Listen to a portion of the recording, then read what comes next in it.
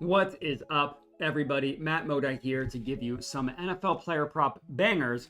We're talking Thursday night football, the 49ers versus the Seahawks. I'm going to have two NFL player props for you guys to lock in for this game. I'm not going to have any ladder opportunities or anything like that in this game. Just taking two guys, just taking them to take a little bit of a pumped up prop at a plus money price, but a pretty reasonable one, not a crazy laddered one. So that's how we are playing Thursday night football. Again, we're talking week 6 Seahawks versus 49ers. We have been on an epic heater heading into this game. So I'm very, very hopeful that we can keep this thing going because it has just been incredible. That continued in week 5. We are up just under 10 units on our NFL player props in week 5. Just an absolutely incredible week. That continued on Monday Night Football when we cashed out a couple ladder plays in Juwan Johnson. We cashed out both of our mainline plays on Monday Night Football as well. That was in the Saints versus Chiefs game. It's just been an absolutely incredible ride that we are on. Hopefully, we can keep it going on the entire season on these NFL player props. We are up a little bit under 20 units on the year. So through 5 weeks, up just under 20 units is really, really good. I'm hoping we can keep this thing going for Thursday Night Football. And we can just get right into it. No need to keep dilly-dallying here. The first play that we are going to go ahead and lock in here is Deebo Samuel, 75 plus rushing plus receiving yards. This is at plus 105 odds at DraftKings. You know, with Deebo, you never know if it's going to be a rushing game. You never know if it's going to be a receiving game. So I just wanted to take both and not be screwed if one blows up and the other one doesn't. And I just took this up to, I pumped it up a little bit, pumped up props up to 75 plus to get a plus money price, a lot of P's there. So we can get this at plus 105. But looking at Deebo, you know, it's been kind of an interesting year for him and for the 49ers. You know, he had a really, really good first couple weeks of the season. Then he got hurt, and then he's been a little bit quiet. You know, we hit this in week 1, blowout of the Jets. His best game of the year in terms of the yardage total was week 2 against the Vikings. He had 110 receiving yards in that game. He actually had negative 10 rushing yards, funnily enough. So he ended with 100 of this stat combined, but had a really, really good game. Got hurt at the end of that game, missed a week. 2 relatively quiet weeks since. He wasn't terrible against the Patriots. He had 72 of this number, which obviously would have been an under. But last week, his worst game of the season by far. He had 1 reception for 11 yards, and he had 3 carries for 9 yards. Now, if we look at that game, Brandon Ayuk absolutely blew up in that game. So it kind of makes sense that in a game where Brandon Ayuk goes off for 147 receiving yards, Deebo Samuel has a little bit of a quieter game. That kind of stuff makes sense. So I love this as a buy low spot for Deebo Samuel after not really being involved at all last week and after 2 straight quiet weeks. The guess here is things are going to swing back the other way, and they're going to make it a point to get Deebo Samuel involved in the matchup against the Seahawks because this does have the looks of being a really, really good matchup for Deebo Samuel. You know, you look at the Seahawks, if you look at their entire season, you're not going to say, well, they're not a juicy defense that we should target. We're kind of getting more data on Seattle, and we know that their defense is not nearly as good as they looked at the beginning of the year. I mean, if you look at the first 3 weeks of the season, they were like number 1 in a lot of defensive metrics. Look who they played. Week 1 was Bo Nix. His first NFL game clearly wasn't ready. Week 2 was Jacoby Brissett and the joke of the Patriots offense. Week 3 was the Dolphins without Tua, who have not been able to do anything. The last 2 weeks, they played one really, really good offense and given up 42 points. They played one offense that we thought was bad that might actually be good in the New York Giants, and they only allowed 22 points defensively. That was a horrific defensive game for the Seattle Seahawks. Do not let the final score, I mean, they scored 29 points, but one of them was off a blocked field goal. They allowed the Giants to go up and down the field. The Seahawks defense could not get a stop against the Giants.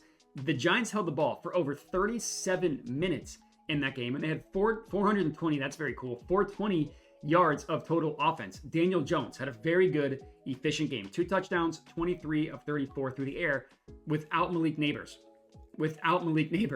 They allowed 175 total rushing yards on the ground. Tyrone Tracy went off for over 7 yards per carry against Seattle. And again, this was after allowing 42 points to the Lions 2 weeks ago. The biggest issue for Seattle in the last 2 weeks, they just can't tackle. They've missed 13 tackles in the last 2 weeks. That's the second most in the NFL. They've allowed the 4th most yards after contact in the NFL in this stretch as well. And Deebo Samuel, someone who they like to get the ball into space, screen passes, end arounds, straight dropbacks, just get Deebo the ball in space.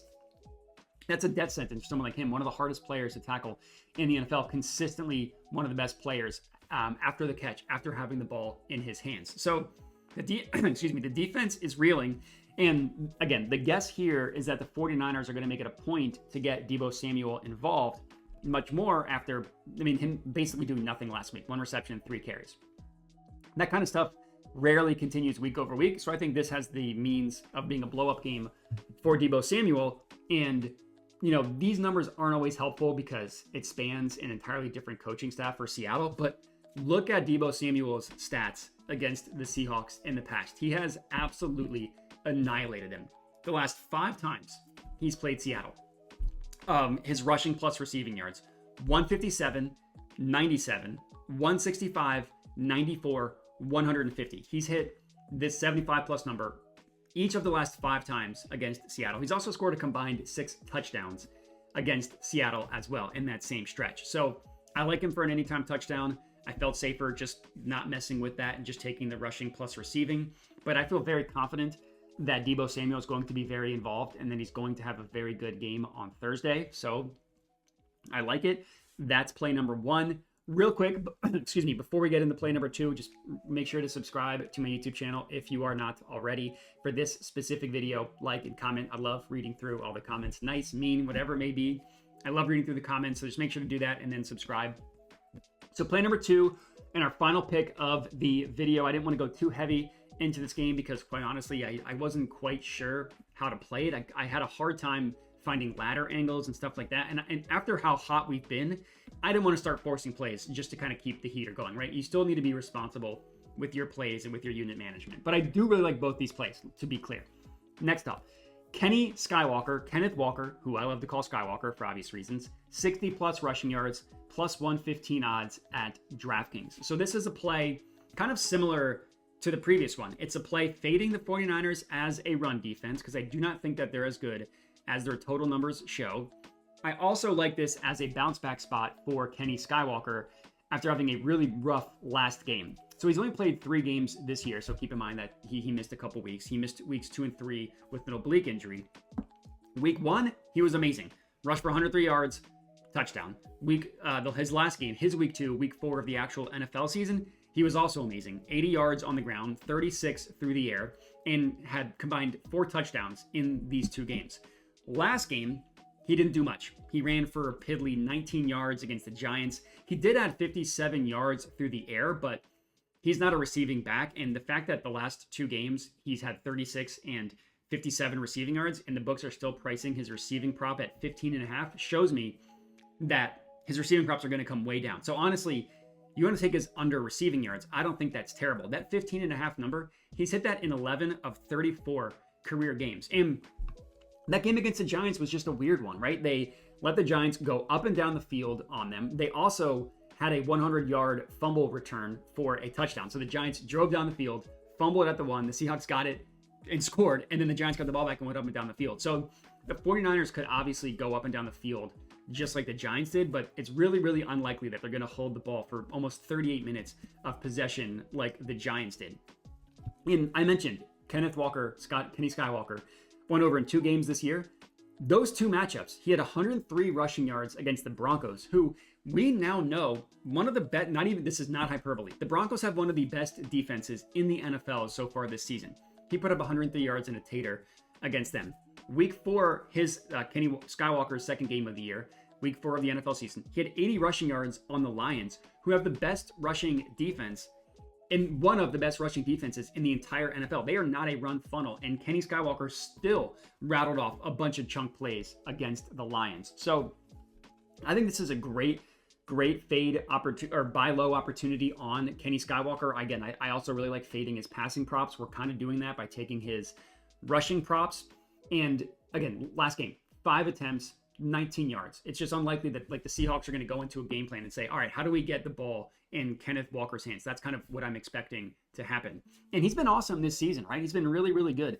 He's averaging 5.46 yards per carry. That's the 11th best of all running backs that have at least 35 touches. So just taking away the guys that have 1 carry, right? 11th best. He's got the 5th most yards after contact per attempt. He's got the highest missed tackles forced per attempt and the 2nd highest explosive run rate as well. So a lot of numbers suggesting you get the ball in his hands, and he's been phenomenal. And to be clear, an explosive run is any run that goes for 15 or more yards. He's got the 2nd highest explosive run percentage in the NFL. So, this is not a play because the Seahawks offensive line are as good as the Lions, right? They're not. They're at a below average offensive line. And Kenneth Walker has still been incredible, even behind that bad offensive line. And then we want to look at the 49ers, right? That's the second part of this. Part number 1, Kenny Skywalker is due for a big game after having a horrible game last game. And I don't mean like, oh, he's due. I mean like, no, it's unlikely. It's fade recent results, right? It's unlikely that he has as bad of a game that he had last game while only having 5 opportunities in the running game. That's crazy. Looking at the 49ers. So you look at their defense and you think, well, they're not a bad run defense, right? They've allowed the 12th fewest rushing yards per game on the 12th lowest yards per carry as well. A lot of their advanced metrics, if you go a little bit deeper than that, show them to being the raw yardage numbers tell you that they are an above average run defense. The advanced numbers tell you that they are a below average defense. And that gap is important in a situation like this, right? So DVOA has the 49ers as the 17th ranked run defense in the NFL. Not terrible, that's below average. It's one spot below average, still below average. They have the 8th lowest stuff rate. They're tied for allowing the 11th most missed tackles per rush attempt. And they've allowed the 10th highest adjusted yards before contact as well. So all these stats I'm giving you are per fantasy points.